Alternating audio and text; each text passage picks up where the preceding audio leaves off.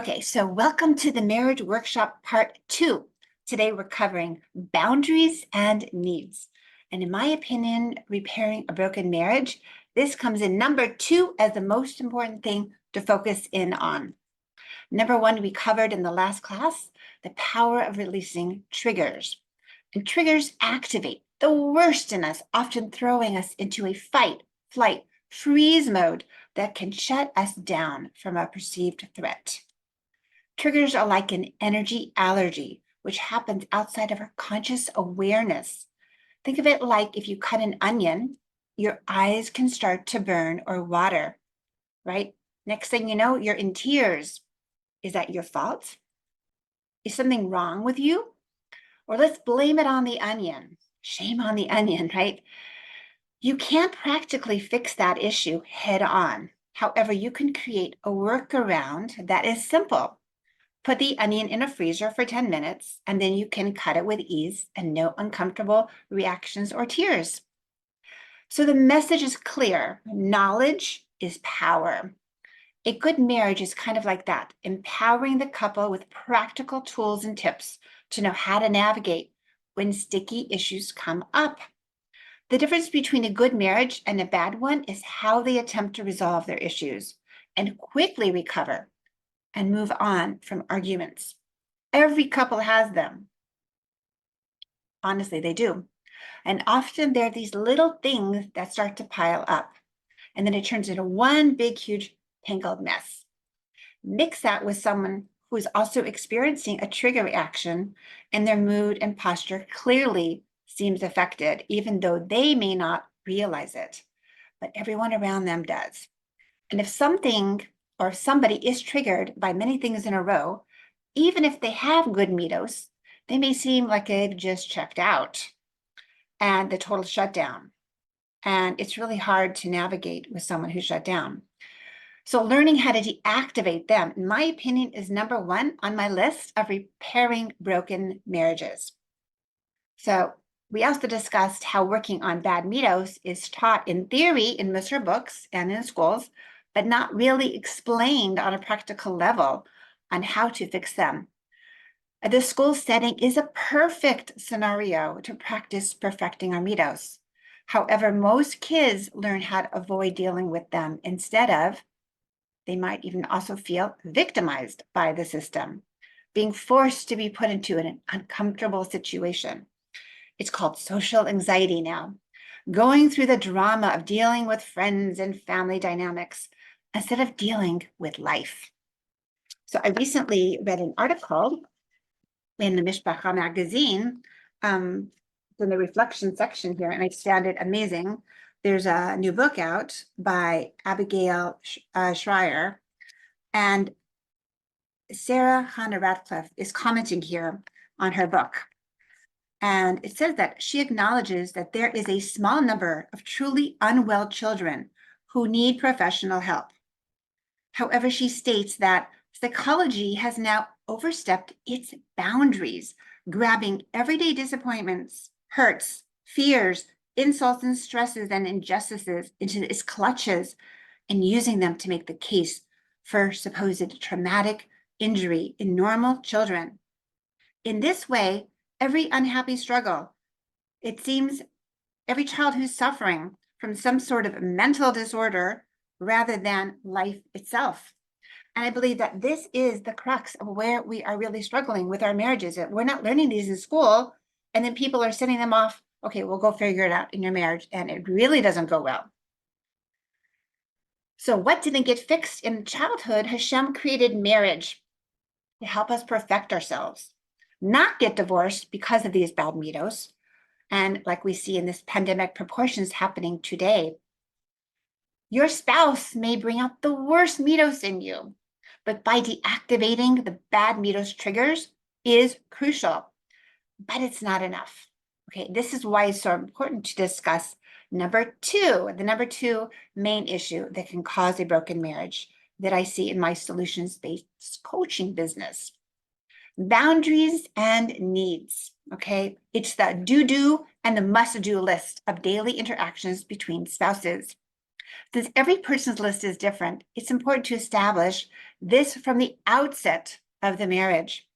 Otherwise, like the plant analogy that we gave last time, the leaves will soon start to die, and then eventually the roots. When boundaries get broken and dismissed, it's like poison to the plant. And the needs list is the water in the TLC to keep it healthy and alive. Boundary breakers can inflict direct harm while not getting the needs met, cause indirect damage. Both lists are crucial to feel respected and to have love in the marriage. And being able to discuss them calmly without getting triggered takes communication skills, which is number 3 on my list of fixing a broken marriage. By learning to set and keep boundaries in our relationship, we build character, we develop our personality, and we have to take ownership of our lives to feel safe and protect ourselves from our spouse. Most conflicts in marriage are directly related to failure to clearly set and to hold boundaries, or ineffectively expressing those limits. Although we have some vague sense of boundaries since our youth, exploration of a deeper meaning will provide clarity, creating a stage to take ownership of your life and relationships. Boundaries can be thought of as boundary lines, property lines, like where your responsibility ends and where someone else's begins. It's about owning up to your feelings and behaviors. This sense of ownership is vital to all relationships, especially in empowering marriage. Respecting your own and your spouse's boundaries is an example of self-mastery and allows a safe space for genuine love. These boundaries are from the basic structure of how a successful operates. Hashem created a list of 613 don't do and must do actions that will either hurt our relationship with Him or bring us closer to Him. Married couples must also create this list. As you and your spouse mature along with your marriage, the boundaries may just evolve naturally, but sometimes these unspoken boundaries are getting crossed all the time, creating a lot of resentment and bitterness. People often complain to me that my spouse doesn't respect me. What that translates to me is the partner is breaking boundaries regarding certain issues. So we're going to go through a few categories of boundaries. You can find it in page C2 of our workbook. So if you can turn it out, we can go into that. So the boundaries list here. We have some types of boundaries. Number 1, we have physical boundaries, right? Someone touches you or your personal items or comes into your personal space without your permission. All right, and the next one is sexual boundaries. These are unwanted sexual comments, unwanted sexual touch, or rape. And believe it or not, a lot of women feel that their husbands have the right just to be with them and touch them whenever they want, which make them feel uncomfortable. It's a sexual boundary. And that's why I like to have couples, when that happens, to have scheduled intimacy. So there's predictability. And we know, okay, tonight's our night and we're going to be there, and there are no boundaries. Otherwise, a woman's always on guard. Emotional boundaries. Someone makes you feel ashamed, frustrated, guilty, or makes inappropriate comments about you and your emotions, or they waste your time. And this is where someone will say, oh, you know, you're so emotional, or they try to shut you down when you explain your boundary or what people are doing to you that frustrates you. The next one is intellectual boundaries. Someone dismisses your beliefs or ideas, right? They're putting you down because you believe a certain thing. Financial boundaries. Someone uses your money or joint money that you thought was allotted in a different way. I find a lot of couples fight with this particular issue where the husband's super stingy with the money and the woman wants to spend, or she spends more than what he's giving her. And it can play out in different ways. And the last one is empathic boundaries. That is where we're sucking up everybody's stuff. That's not our stuff. It's an energy boundary. I'm not talking about people that are emotional empaths, but energetic empaths. They're sucking up everybody's stuff, and that could really create a problem. So I want to go through some examples of how to set boundaries taken from actual couples that I've worked with, where these were boundary breakers and these were ruining their marriage. Okay, I want you to think of them as the pain points that cause damage.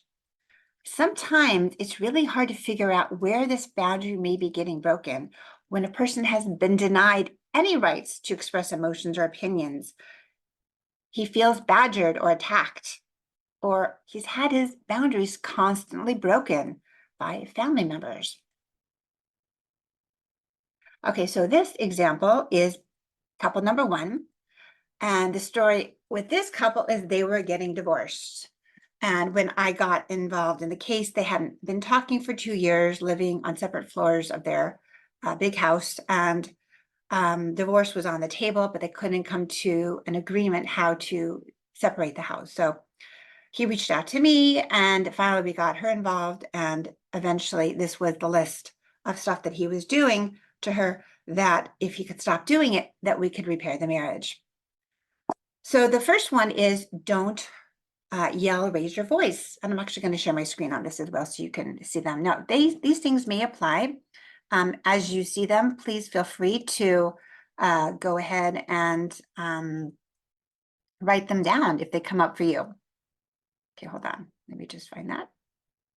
Okay, so go ahead and as we go through these, go ahead and write them down. Make your own list of things that are happening within your marriage that you find apply to you. And it may be some of these, all of these, none of these. Come up with your own list.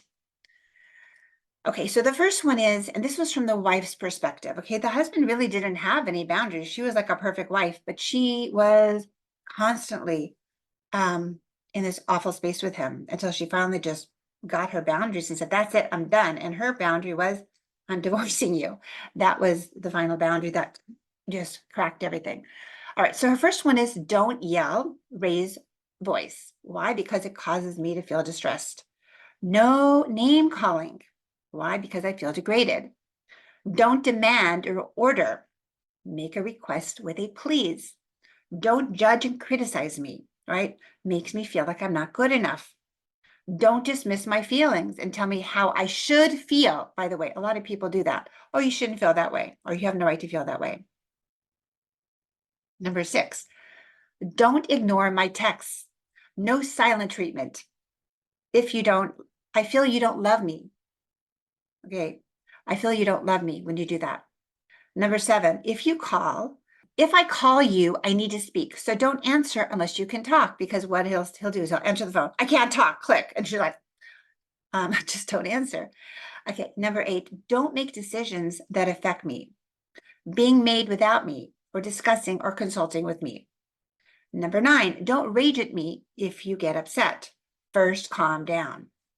Okay, number 10, if you're going to be late, please let me know beforehand. That's just a basic courtesy that a lot of men, for some reason, don't feel they need to do. And especially if you're a mom with a bunch of little kids at home and you're expecting your husband home at 6 to have dinner with everybody and to help you, and he comes home even 10 minutes late, it just throws everything off. The food's getting cold or getting overcooked, depending on which way you go. So timing is everything when you're trying to be a functional mom. And if you're not following this boundary and your wife needs to know what time you're going to be home, let her know I'm going to be home 10 minutes late.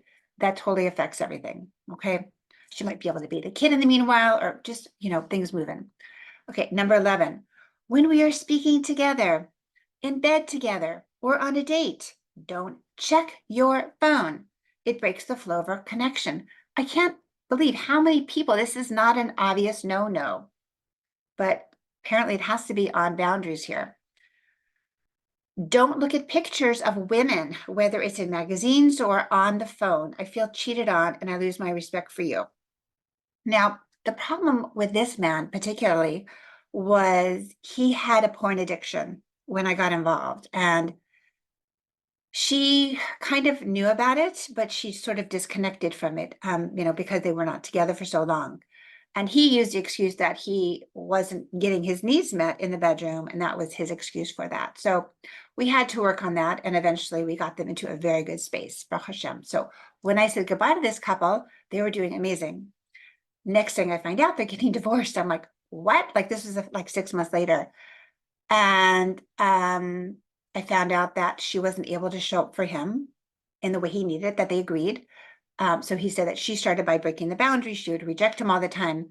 And then he went back to his porn addiction. And that just basically killed their marriage. And it was so sad because we worked so hard to get them there. But again, when we write these boundaries lists, we have to make sure that it's doable. It's, and you have to put the effort in. And if she's not able to show up the way her husband needs in the bedroom that she agreed to, then it's not going to work, unfortunately. So anyway, we try and Baruch Hashem, we get great results. But again, everyone has to keep these boundaries. Otherwise, everything is going to break apart at the core. Okay, next one, boundaries, couple number 2. Don't comment about my body or what I should do to improve my body or how to dress. Don't punish me when you're upset. Don't compare me to other women. Stop telling me what to do. Don't micromanage me. Don't compare me to my parents. When you're talking to me, please get off the phone. Don't tell me I'm being difficult. Don't tell me I'm so hard to live with. Don't look at other women. Please guard your eyes. Don't say comments that are so painful. Number 12, don't dismiss me when I'm speaking. Don't try to convince me that I'm wrong or don't know what I'm talking about in my belief. Don't tell me how I should respond to you. When I don't want sex, don't make me feel rejected. Now, this is also the same problem. It's a boundary here that if they have scheduled intimacy, then she should want sex. She should want to be with her husband, right? But then what happens is he attempts to be with her. She says no, and then she rejects, and then he rejects her. And this creates this whole rejection cycle. People say, well, I don't want to have scheduled intimacy. I just want it to be spontaneous. I say, you know what? Maybe at the beginning of your marriage, when you first start, it works, but not when you have a whole house full of children and things are flying. And it's like saying, well, I just want Shabbos to fall into place. It's just not going to happen. You have to make it happen, and you have to make it happen with intention. Okay, number 16, number 16, don't make me not good enough in your expectations, right?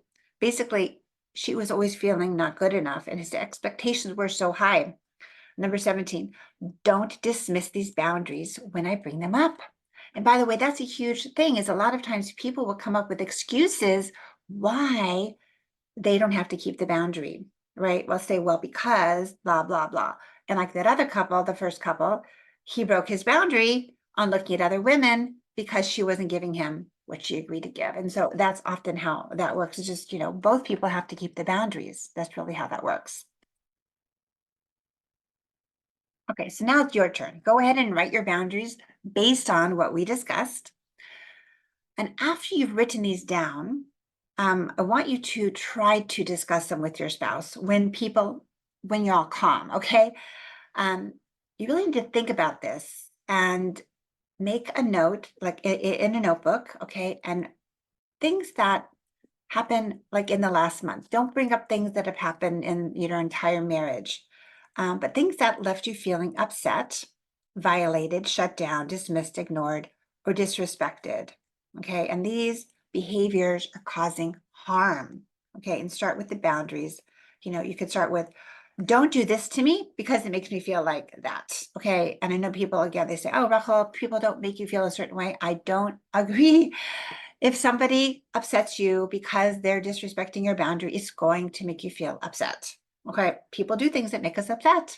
And if we can ask them, please don't do this, okay, because it's not nice, it's going to make us feel a certain way. So it's a certain thing that they're doing that we take offense with, that we're asking them, please stop doing that. It's like stepping on my toe. Please stop stepping on my toe because it hurts. Okay. So we want to make sure they're not weak boundaries, though. Okay. An example of a weak boundary, that's way too vague, right? Because we need to give an example of what that looks like. So like an example would be, don't be on the phone when you're with me or we're on a date because I feel disrespected or not important. Okay, once you have your list, be sure to deactivate your triggers because this whole process of going through this with your spouse can be so triggering. So what I like to do is I have my list, right? I have my list of the first couple. Sometimes I'll go through it with them. I'll type it up as they're talking. And then I will clear her triggers regarding the trigger. I'll clear her triggers regarding the boundaries list. And then I'll clear his triggers from her boundary list. I do both sides. Then after everyone's agreed to keep the boundaries, then we go into forgiveness, because often we've caused so much pain to the other person without realizing it, that we need to, ask forgiveness for causing all this pain. And that's a whole other class. But what if the boundaries are constantly being broken, right? You've typed them up, you have them written down. So then you could say, as an example, hi, you're breaking my boundary here. Like, so you just could point it out to him, and he just needs to say, I'm sorry. What should not happen is for him to say, well, and then explain why he gives himself permission to break the boundary. Okay. So setting up this process, in my opinion, is where we can spend a lot of the majority of the coaching sessions and clearing out all this stuff that gets entangled with this piece. Sometimes people just can't keep the boundaries because they have auditory processing issues, or just basic processing issues. They can't process what's being said, and they get lost in their emotional IQ, which also might be shut down, and their centers are not working correctly to make cognitive choices that are proactive. They kind of get become very reactive, and they go into a rational controlling mind where they really don't care about you and your boundaries when they're in that space. So that, again, needs to be addressed from an energy perspective and a coaching piece. All this needs to be cleared out. Okay, so that's it for the presentation. Now I'm going to take any questions if anybody has any. You go ahead and just please raise your hand. Okay, hi Leah, go ahead. Hi, how are you? Let's say you've asked your husband, like, so what are the boundaries that you may have that you would want me to do or not want me to do? And they're not really ready to either share them or to really express them or to go to that space. Either they're just not comfortable or they're like, oh no, there's no boundaries, but of course there really are. It's not, it's not true. But for Right. whatever reason, they just don't express it. So you have to sort of figure it out on your own. What I was Right. trying to think was while you, or maybe you could just help me figure this out as you were talking. So I was like, okay, so let's say what boundaries would I be crossing towards him or towards me? So I sort of check, let's use emotional boundaries. So I'm like, okay, 5 emotional boundaries, and I have to figure out what they are. It's a This could little bit, be tough. It could be a little tough to figure this out. Sometimes I work with guys and they're like, I have no idea. Like, I don't know where to start. And that is because they are so shut down and they are so not in touch with what they're feeling. So, so what I do is I will give them a list. I'll say, here's a list of some examples. Anything apply?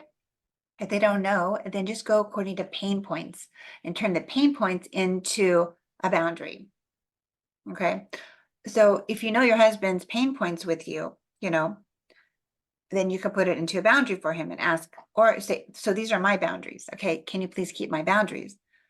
And as long as he's able to keep your boundaries and he's fine with it, then fine. But what usually will happen is say, why do I have to keep all her boundaries? I'm like, what about my boundaries? And I'm like, well, go ahead, give me your boundaries. And he's like, well, I don't know where to start. I said, well, here's her list, or here's a list, an example of 50 different boundaries.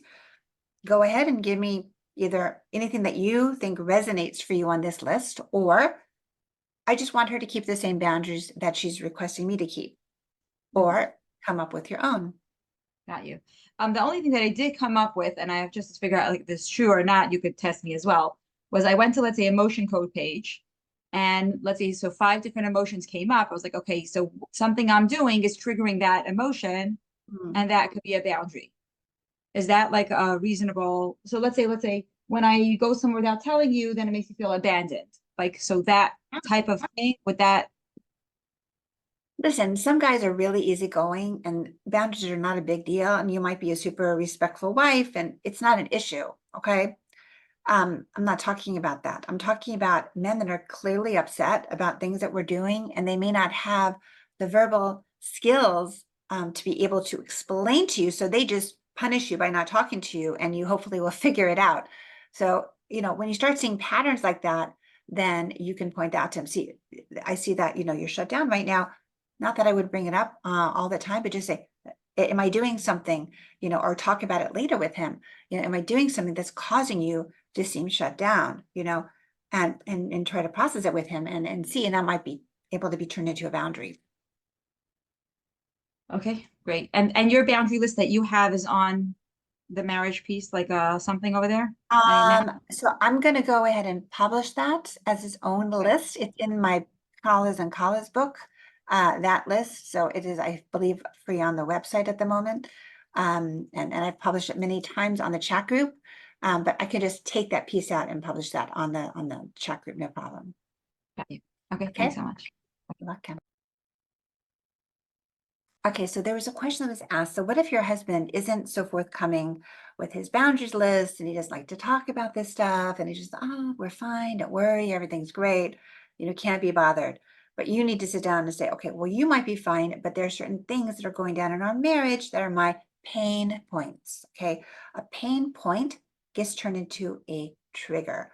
So when I call up a client, hi, by the way, I'm working on your husband, and I want to get from your perspective, what are your pain points with him? Okay. Those pain points are going to be turned into a boundaries list, whether she is aware of it or he's aware of it or not. I want to know, what are the things that he's doing that are causing you pain? Or what are you not getting in this relationship? Okay. That's what it breaks down to. And that is that's what we're talking about. Someone's saying, is there a list of boundaries to test for husbands if they're not able to write their own? No, because there's so many different ways. I mean, I wouldn't go to that extent. If your husband is not willing to discuss with you the boundaries and he's fine, he might be fine with you. You might be the best wife and everything's going amazing. And now you're coming along and you're saying, what issues do you have with me? And he doesn't want to start up that because he's basically happy, you know? But if you need to sit him down, explain to him, well, you may not have, this list, but I have a couple of things on my list. And try not to be super nitpicking about things, like when you go in the kitchen, you make a mess, it makes me frustrated. If he's a messy kind of guy, it's probably not going to change. So these are things that he's going to have to put effort in, that he's willing to keep. And by the way, he has to agree to keep them. He may not agree to keep them. He may say, if this is unreasonable, I'm not able to do that. And you just have to take it off your expectation and try not to get upset about those things, or he's not able to do it yet, and that is important. One type of a situation is I was working with a lady. She was married to a Talmid Chacham, super nice man, great mitos, but just super shut down. And he avoided being with her at all costs, even at night. He almost never wanted to be with her intimately, except when he wanted her. And then he was very clear what he wanted. And she often was so hurt and shut down by being ignored that she would often just say no. And then he would get triggered, and then he would just be silent with her and avoid her even more. So when I started working with this couple, it turned out that she was super critical of him. She wasn't aware of it, or was aware of it, but didn't realize it because he didn't really bring it up. And just about everything she said to him shut him down. So she had to back off, and we were able to identify the things that she would do by being critical. And he just said, you're being really critical right now. He felt bad saying that to her because she was basically a really great wife. And he didn't understand why he had so much resentment towards her. So once she stopped being so critical on everything, he started showing up for her in the way she needed. And I said, so I want you to love bomb your wife 5 times a day. He's like, 5 times a day? Yeah, which means also you have to come home at night when she's awake and give her intimacy once a week, like on her waking hours, not when she's sleeping, coming home, waking her up. I mean, I can't believe men do this, but they do. And they said, well, I was learning. Well, sorry. Intimacy with your wife comes before learning at least once a week. And I'm pretty sure that's Torah. Okay. So anyway, it's just rearranging the way our marriages flow. And it's very important to just kind of figure this out. And sometimes you need a coach to help you do that. You can't do this sometimes by yourself. Okay. All right. So that's it for today, everybody. Be blessed. Thank you.